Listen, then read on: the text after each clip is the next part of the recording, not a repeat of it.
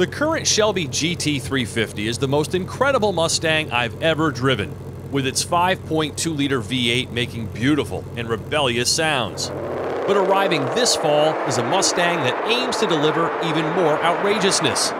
Meet the 2020 Shelby GT500. With more than 700 horsepower, a 0 to 60 time in the mid-threes, and a sub-11-second quarter mile.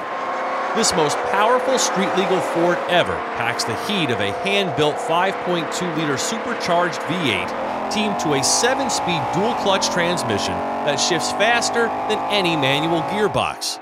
It's been engineered with a number of drive modes, including normal, slippery, sport, drag, and track, including a line lock feature.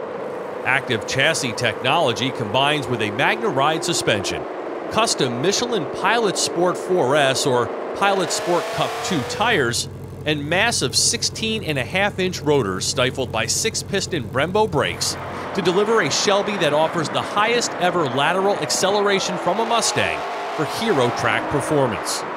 Two available handling packages include items such as adjustable strut mounts and a spoiler with gurney flap. A carbon fiber track package with 20-inch carbon fiber wheels and rear seat delete save weight.